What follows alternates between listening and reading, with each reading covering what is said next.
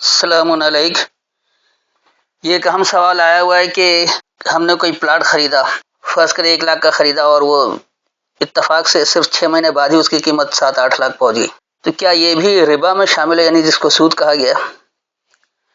کیونکہ ہمارے مذہبی علماء تو یہ کہتے ہیں کہ یہ تجارت حلال ہے۔ ہاں، بینک جو پروفٹ دیتا ہے وہ ضرور سود ہے، چاہے وہ 3% ہو، 5% ہو، یا 10% ہو، یا 12% ہو، لیکن جہاں 500 اور 600% اضافی کما رہے ہیں، یہ تجارت کے نام پر حلال ہے۔ قرآن اس بارے میں کیا کہتا ہے؟ یاد رکھیں کہ قرآن جو ہے وہ اصول مہیا کر دیتا ہے، بنیادی بات بتا دیتا ہے، ایک ایک شخص کے معاملے کو ڈسکس نہیں کرتا۔ ایک ایک مسئلے کو اگر قرآن میں بیان کیا جاتا ہے، یہ تو کئی جلدوں کی کتاب بن جائے گی۔ قرآن ایک جو مکمل ہے، یہ نہیں رہ سکتا اس میں۔ تو ہر شخص جو یہ چاہتا ہے کہ اس کے مسائل کا حل قرآن میں کہاں تفصیلاً موجود ہے، تو یہ ممکن نہیں ہے۔ اللہ نے آپ کو بنیاد بتا دیا ہے، اسی کے تحت ہر ایک کے معاملے کا حل آ جائے گا۔ تو آئیے، قرآن میں ربا کس کو کہا گیا، صرف اس کو سمجھ لیں تو اپنے اپنے مسائل کو خود ان آیتوں کی روشنی میں دیکھ لیں کہ کیا واقعی وہ ربا میں شامل ہے یا نہیں۔ گو کہ مذہبی فتوے، یعنی مسالک کے تحت جو فتویٰ دیا گیا ہے، تو وہ انتہائی زیادہ بیٹھے بیٹھائے بغیر کسی محنت کے بھی جو زیادہ سے زیادہ کما لے، اس کو یہ لوگ تجارت کہتے ہیں۔ لیکن کسی کو کاروبار کے نام پر دیں، اس پر کچھ منافع حاصل کر لیں، تو اس کو یہ لوگ سود بنا دیتے ہیں، چاہے وہ بینک دے یا آپ کہیں کاروبار میں لگا رہے ہوں، کسی کو قرض دے کر اس پر کچھ کر رہے ہوں۔ بے شک وہاں پیسے کی ویلیو ختم ہو جائے، لیکن وہ اس پر اضافے کو فوراً سود بنا دیتے ہیں۔ تو میں حجت تمام کرنے کے لیے 3 جگہ سے آپ کو اس کی وضاحت کروں گا۔ سب سے پہلے آ جائیے سورہ البقرہ، اور پہلے آپ کے سامنے روایتی ترجمہ پیش کروں گا، پھر اس کے بعد اس کی حقیقی فہم تک پہنچنے میں جو وضاحت ہوگی، اسی میں آپ کو آپ کے سوالات کے جوابات بھی ملتے رہیں گے۔ تو سب سے پہلے سورہ البقرہ اور اس کی آیت نمبر 275 سے 279 تک، یعنی 2 کی 275 to 279۔ جو لوگ سود کھاتے ہیں وہ قیامت کے دن نہ کھڑے ہوں گے مگر جیسے وہ شخص کھڑا ہو جس کے حواس کھو دیے ہوں شیطان نے چھو کر۔ یہ اس لیے کہ انہوں نے کہا تجارت در حقیقت سود کے مانند ہے، حالانکہ اللہ نے تجارت کو حلال کیا اور سود کو حرام کیا۔ بس جس کو نصیحت پہنچی اس کے رب کی طرف سے، پھر وہ باز آ گیا تو اس کے لیے ہے جو ہو چکا، اور اس کا معاملہ اللہ کے سپرد ہے، اور جو پھر سود کی طرف لوٹے تو وہی دوزخ والے ہیں، وہ اس میں ہمیشہ رہیں گے۔ میں پہلے وضاحت کر چکا ہوں کہ میں مروجہ ترجمے کے بحث میں نہیں پڑھنا چاہتا ہوں، کہ بحث برائے بحث میں وقت بھی زیادہ خرچ ہو جائے گا۔ اس پر جتنے سوالات اٹھتے ہیں ملحدین بڑے بہترین انداز میں اس کو اٹھا چکے ہیں، اور اس پر بات بھی ہو جائے گی۔ صرف تھوڑی سی وضاحت یہ ہے کہ اب جو ان روایتی ترجمے میں کہا گیا ہے کہ شیطان کے چھونے سے جو اس کو خبر سوار ہو جائے، تو شیطان چھوئے ہی کیوں؟ آپ شیطان سے دور رہیں، شیطان والے کام ہی کیوں کرتے کہ آپ کو آ کر چھو لے؟ دراصل یہ شیطان کو قرآن سے نہ سمجھنے کا نتیجہ ہے۔ شیطان کوئی الگ مخلوق نہیں ہے، کوئی الگ چیز نہیں ہے، آپ کے اپنی سرکشی ہی دراصل شیطان ہے۔ تو ہم صرف آیتوں کی حقیقی فہم تک پہنچیں گے، باقی وضاحتیں خود ہی ہوتی رہیں گی۔ تو الذین یاکلون الربا، وہ لوگ وہ جو حاصل کر کے برتتے ہیں حد سے زیادہ بڑھا کر۔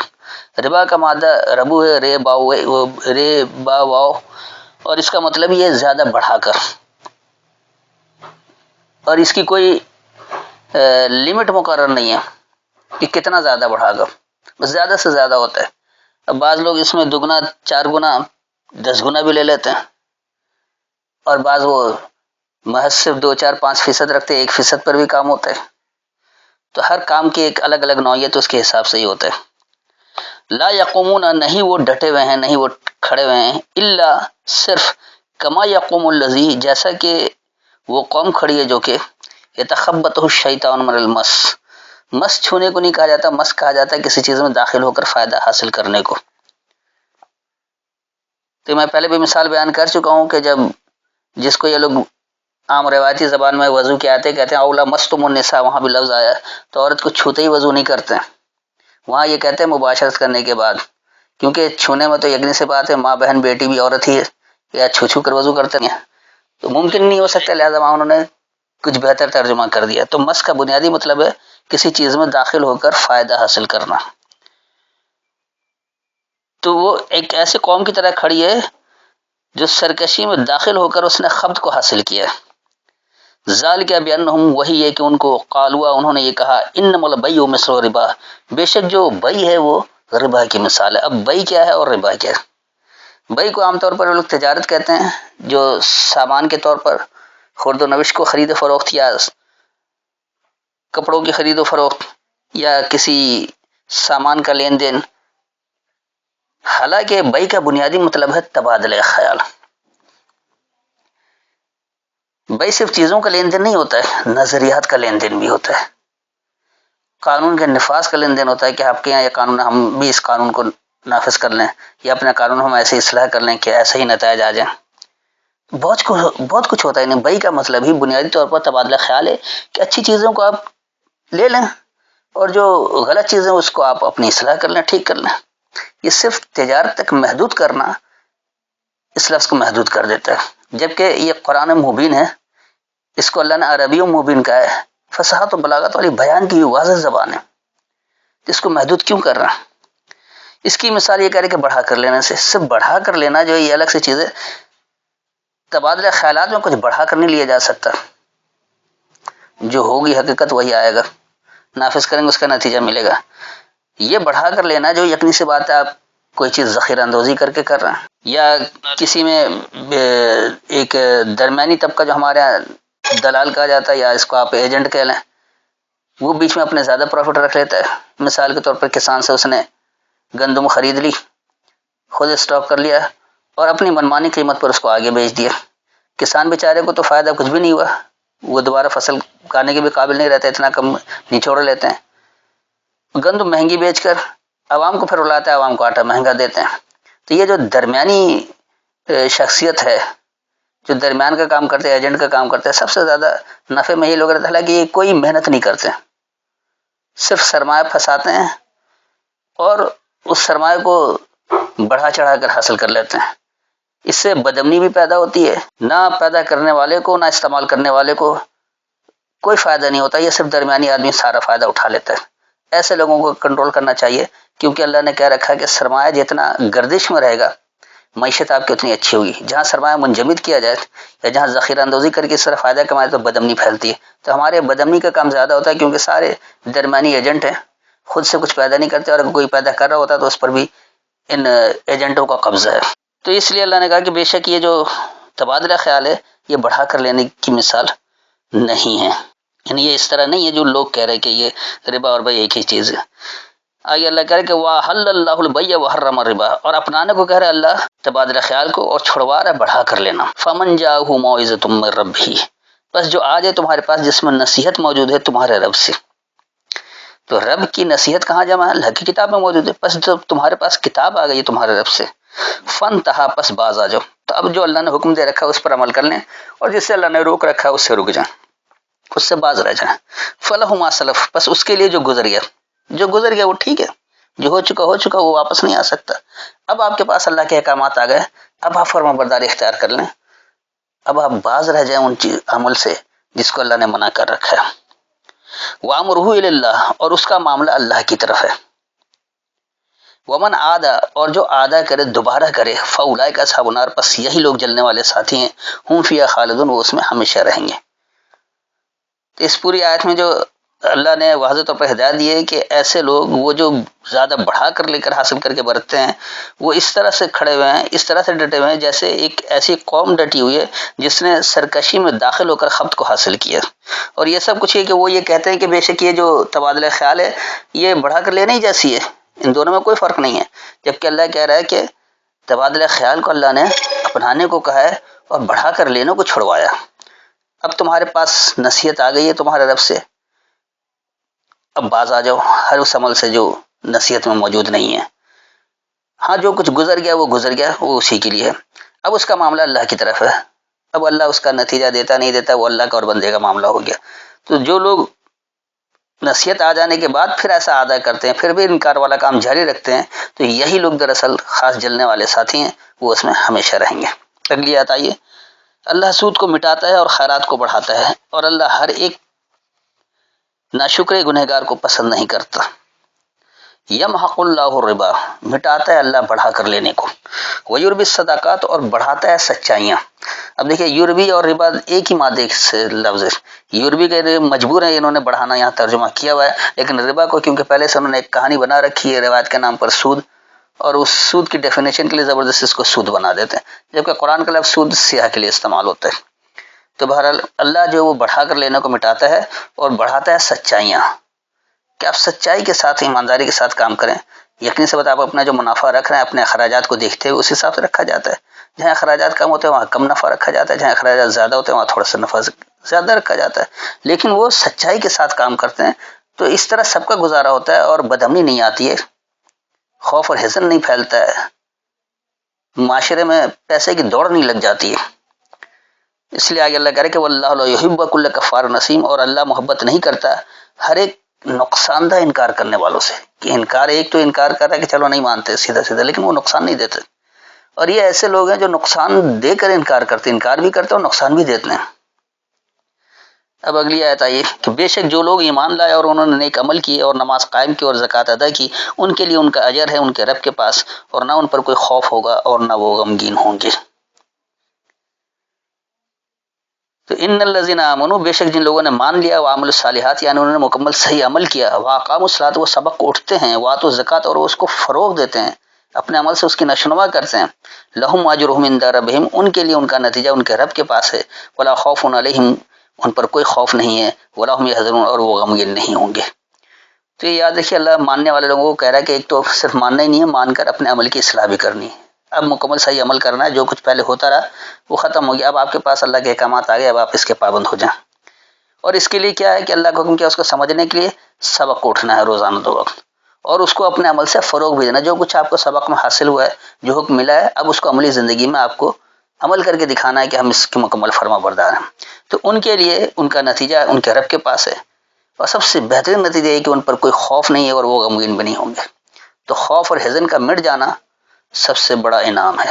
تو جو اللہ کے فرما بردار ہوتے ہیں وہاں خوف اور حزن نہیں ہوتا ہے، اور جو اللہ کے فرما بردار نہیں ہوتے وہاں خوف اور حزن ہمیشہ برقرار رہتا ہے۔ اب دیکھ رہے ہیں امریکہ جیسا سپر پاور، تنہا سپر پاور ہو گیا، دنیا بھر میں اپنی چودہٹ جما رہا ہے، اپنی فرعونیت دکھا رہا ہے، جہاں چاہے وہاں مداخلت کر لے، جہاں چاہے کسی صدر کو اغوا کر لے، جہاں چاہے کسی رہنما کو قتل کر دے جا کر، جہاں چاہے اس کو صرف خطرے کا اعلان کر کے زبردستی اس پر جنگ مسلط کر دے، کوئی پوچھنے والا نہیں، کوئی قانون نہیں ہے، کوئی ضمیر نام کی چیز نہیں ہے، یہ فرعونیت ہے۔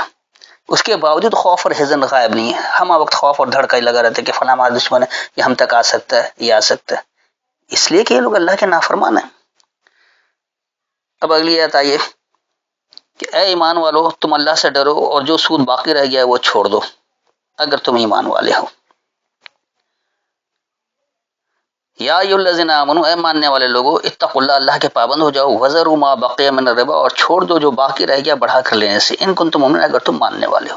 تو یہ اللہ نے بہت حکم دے دیا کہ جو کچھ تم بڑھا کر لے رہے تھے پہلے لا علم میں تھا، اب علم آ چکا ہے، اب اللہ کی ہدایت آ چکی ہے، لہٰذا جو ہو چکا وہ ہو چکا، جو باقی بڑھا کر لینا زبردستی کا اسے چھوڑ دو اگر تم ماننے والے ہو۔ اور اگر ایسا نہیں کریں گے تو پھر اس کا نتیجہ کیا ہے، اگلی آیت میں اللہ بتا رہا ہے کہ پھر اگر تم نہ چھوڑو گے تو اللہ اور اس کے رسول سے جنگ کے لیے خبردار ہو جاؤ، اور اگر تم نے توبہ کر لی تو تمہارا اصل ظل تمہارے لیے، نہ تم ظلم کرو اور نہ تم پر ظلم کیا جائے گا۔ فَإِن لَّمْ تَفْعَلُوا، پس اگر تم یہ کام نہیں کرو گے، تم یہ فعل نہیں کرو گے، فَأَذَنُوا بِحَرْبٍ مِّنَ اللَّهِ وَرَسُولِهِ، پس یہ ضابطہ ہے اللہ سے اور اس کے پیغام دینے والے کے ذریعے جنگ کا۔ جب اللہ کی بات سامنے آ گئی اور پھر بھی آپ اس کی فرما برداری نہیں کر رہے ہیں اور وہی کام جاری رکھ رہے ہیں جو آپ نے نادانی میں کر رکھا تھا یا انکار کی وجہ سے کر رکھا تھا، تو یہ ضابطہ آ گیا کہ آپ اللہ اور اس کے پیغام دینے والے سے جنگ کر رہے ہیں۔ وَإِن تُبْتُمْ، اور اگر تم متوجہ ہو جاؤ، تم پلٹ جاؤ، فَلَكُمْ رُءُوسُ أَمْوَالِكُمْ، بس تمہارے مالوں کی سربراہی تمہارے لیے۔ یقینی سی بات ہے اللہ کسی کے مال کو قبضہ نہیں کرتا، اللہ نے ایک طریقہ کار بتایا، اصول بتایا کس طرح سب مل کر بھائی چارگی کے ساتھ رہ سکتے ہیں، ہر چیز بلا معاوضہ اور پسندیدہ جہاں سے چاہے وہاں سے رغبت کے ساتھ حاصل کر سکتے ہیں، اس کے لیے اللہ نے طریقہ کار بتایا۔ آپ نہیں کرتے ٹھیک ہے، اپنے مال کی سربراہی آپ ہی کے لیے رہی، بس آپ اللہ کے احکامات کی فرمانبرداری اختیار رکھیں۔ لا تظلمون ولا تظلمون، نہ تم ظلم کرو اور نہ تم پر ظلم ہوگا۔ یاد رکھیے جو ظالم ہوتا ہے اسی پر کسی نہ کسی انداز میں ظلم بھی ہوتا ہے، جو ظالم نہیں ہوتا ہے اس پر ظلم بھی نہیں ہوتا۔ اب یہ مختلف طرح کے ظلم ہیں، یہ اپنے اوپر غور کرتے رہو. سب سے بڑا ظلم اللہ کی آیتوں کا انکار کرنا ہے. اس کے لیے روپے پیسے مال دولت کی ضرورت نہیں ہے، اختیار کی ضرورت نہیں ہے. آپ اللہ کی آیتوں کو ہر شخص ماننے کا روادار ہے اور نہ ماننے کا بھی. اس کے پاس حق بات پہنچ جائے اور پھر بھی وہ نہ مانے اور وہ اسی عمل میں لگا رہے کہ ہمارے باپ دادا سے ایسا ہوتا چلا رہا، ہمارے مسلک میں ایسا ہو رہا، ہماری فقہ یہ کہہ رہی ہے، دنیا یہی کر رہی ہے. تو پھر یقینی سی بات ہے وہ ظلم کر رہا ہے اپنے اوپر. جب ظلم کر رہا ہے تو اس پر ظلم ہو رہا ہے. اب زندگی اٹھا کر دیکھ لیں. تو یہ تھی یہاں سے اس کی وضاحت. لیکن میں نے پہلے ہی بتایا تھا کہ میں حجت تمام کرنے کے لیے کم از کم 3 جگہ سے بتا دوں گا. میں طویل بھی اسے نہیں کرنا چاہتا ہوں اور اس کے اوپر بحث برائے بحث بھی نہیں کرنا چاہتا ہوں کہ وہ بھی وقت زیادہ لے جائے گا. اس لیے میں نے اصل حقیقت بتا دی، اصل فہم اس کی بتا دی. اب ہر آدمی اپنے اپنے معاملات کا ان آیتوں کے ذریعے اس کا جائزہ لیتا رہے کہ وہ ربا میں آ رہا ہے یا بئی میں آ رہا ہے. دوسری جگہ یہ سورہ آل عمران اور اس کی آیت نمبر 130 اور 131، یعنی 3 کی 130 131. اے ایمان والو نہ کھاؤ سود دگنا چوگنا اور اللہ سے ڈرو تاکہ تم فلاح پاؤ، اور ڈرو اس آگ سے جو کافروں کے لیے تیار کی گئی ہے. اب دیکھیے یہاں کیا بات ہو رہی ہے. یا ایھا الذین آمنو، اے ماننے والے لوگوں، لا تاکلوا الربا، تم حاصل کر کے نہیں برتو، بڑھا کر لینا، خاص بڑھا کر لینا. اضعافا مضاعفتن، اتنا بڑھا رہے کہ وہ دگنا 4 گنا ہو گیا. یہ دگنا 4 گنا جو ہے یہ محاورتاً استعمال ہو. جیسے ہمارے میں کہتے ہیں نا، دیکھو دن دگنی رات چوگنی ترقی کر رہا ہے. کوئی اس کی لمٹ نہیں ہوتی، کوئی اس کا پیمانہ مقرر نہیں ہوتا ہے، اس لیے اس کو یہ کہا جاتا ہے. تو ایسے ہی اللہ کہہ رہے یہ تو تم حاصل کر کے برت لو دگنا 4 گنا مختلف طرح سے. تو یہ جو ہے حد سے زیادہ بڑھا کر لینا، اس سے اللہ منع کر رہا ہے. اس طرح حاصل کر کے نہیں برتو. واتقوا اللہ، اور اللہ کے پابند ہو جاؤ، لعلکم تفلحون، تاکہ تم کامیاب ہو جاؤ. اگر آپ کو اللہ کے یہاں کامیابی چاہیے تو یقینی سی بات ہے آپ کو ایک پیمانہ مقرر کرنا پڑے گا، بغیر کسی لچک کے، بغیر کسی دباؤ کے، بغیر کسی قانون کے تحت جتنا مرضی کما لے. یہ قطعی غلط ہے. اس کے لیے مختلف مثالیں ہیں. یہی جو سوال ہے اب اس پر میں آپ کو بتا دوں کہ ایک شخص کو پیسے کی اشد ضرورت پڑی، وہ اپنا موبائل بیچنے گیا. اس دکاندار نے کہا کہ بھائی کیونکہ اب استعمال تو ہو گیا، کھل چکا ہے، لہٰذا سیکنڈ ہینڈ ہو گیا. اب اس نے مثال کے طور پر 10,000 کا موبائل اس نے اس سے 5,000 میں لے لیا. اسے سخت ضرورت تھی، اس نے بیچ دیا، حالانکہ وہ نہیں لیا ہوا تھا. ابھی وہ دکان سے باہر بھی نہیں نکلا، ایک دوسرا شخص آیا، اس نے اس موبائل کو پسند کر لیا.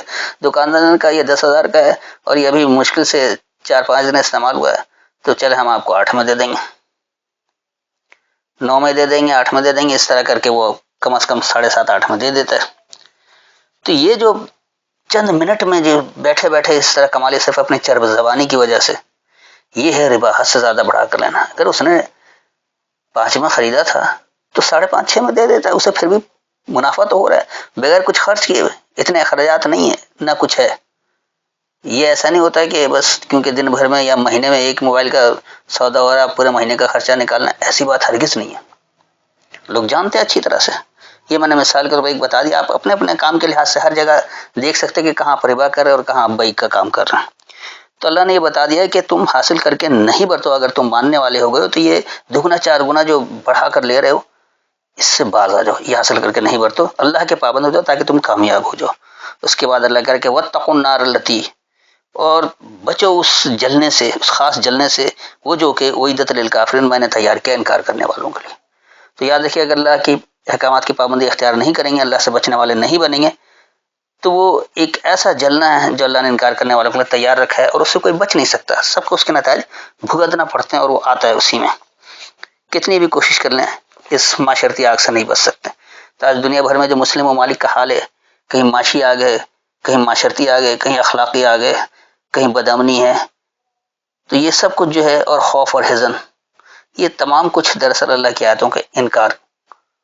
اگر اللہ کی آیتوں کو سمجھ کر اس پر عمل کرنا شروع کر دیں، اللہ کے فرما بردار بن جائے، تو ان تمام آگ سے نکل سکتے ہیں اور دنیا میں غالب آ سکتے ہیں. اب آئیے حجت کے لیے آخری آیت سورہ روم اور اس کی آیت نمبر 39، یعنی 30 کی 39.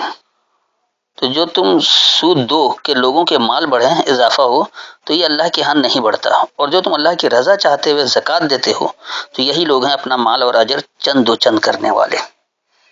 اب دیکھیے یہاں بھی مثالی طور پر کہا گیا اس آیت کو سمجھ لیں کہ یہاں اللہ ہدایت کہہ رہے وما آتیتم الربا، اور جو تم دے رہے ہو بڑھانے سے، لیربوا فی اموال الناس کے بڑھنے کے لیے ہو لوگوں کے مال میں، فلا یربو عند اللہ، پس نہیں وہ بڑھتا اللہ کے نزدیک۔ وما آتیتم من زکات، اور جو تم دیتے ہو فروغ دینے سے، تریدون وجہ اللہ، تمہارا ارادہ اللہ کی توجہ ہے، فاولئک هم المضعفون، پس یہی لوگ وہی بڑھنے والے ہیں۔ تو یہ اللہ نے ایک اصول بتایا کہ تم جو بڑھا کر دے رہے ہو کہ لوگوں کے مال میں اضافہ ہو، اس طرح سے جو بڑھا رہے ہو مختلف کام میں، تو یہ اللہ کے نزدیک بڑھتا نہیں ہے۔ اس سے بدامنی آتی ہے، اس سے معاشی آگ جلتی ہے، اس سے تباہی آتی ہے، اس سے نفرتیں بڑھتی ہیں، انتقام کا جذبہ آتا ہے، پیسے کی دوڑ لگتی ہے، تو بدامنی آ جاتی ہے۔ تو اللہ کے نزدیک یہ سب کچھ نہیں بڑھتا ہے۔ ہاں جو تم فروغ دینے سے دو، تمہارا ایسا عمل ہو کہ تم اس سے نشوونما دے رہے ہو، کہ اس کو فروغ پہنچا رہے ہو، اور اس کی وجہ کیا ہے کہ تم اللہ کی توجہ چاہتے ہو، تمہارا ارادہ اللہ کی توجہ چاہنے کا ہے، تو اس لیے تم شتر بے مہار منافع بھی نہیں کماؤ گے، اور لوگوں کا بھی خیال رکھو گے، کساد بازاری بھی نہ آئے، اور معاملات بھی سب کے حل ہوں۔ تو اللہ کی توجہ جو چاہتا ہے اس کے ذریعے جو وہ فروغ دے رہا ہے تو وہ اللہ کے نزدیک پڑتا ہے، اور یہی لوگ وہی اضافہ ہونے وہی زیادہ ہوتے ہیں۔ ایسا نہیں کرتا تو یقینی سی بات ہے تباہی آ جاتی ہے، اور سب کچھ جل کر راکھ بھی ہو جاتا ہے۔ جیسے ابھی چند دنوں پہلے یہاں کراچی گل پلازہ میں آگ لگ گئی، دیکھ لیں کس طرح یہ شتر بے مہار جو لوگ باز کر رہے تھے سب ملیا میٹ ہو گیا۔ تو بہرحال قرآن میں اس طرح کا سود نہیں ہے جو ہمارے یہاں مروجہ طور پر جسے سود کہا گیا ہے۔ یہ یقینی سی بات ہے کہ اللہ کے احکامات کی نافرمانی ہے۔ اگر اللہ کے احکامات کو سمجھ کر اس کی آیتوں سے تصدیق کر کے اپنے عمل کی اصلاح کر لیں تو تمام چیزیں سے آپ نکل سکتے ہیں، اس آگ سے بھی بچ سکتے ہیں جو عذاب کی صورت میں اللہ دیتا ہے۔ امید ہے کہ مکمل وضاحت ہو گئی اور ہر ایک کو اپنے سوال کا جواب مل گیا ہوگا۔ پھر بھی اگر کوئی یہ محسوس کرے کہ اس کے سوال کا جواب نہیں ملا ہے، کوئی تشنگی رہ گئی ہو، تو آیت کے حوالے سے بات کر سکتے ہیں۔ السلام علیکم۔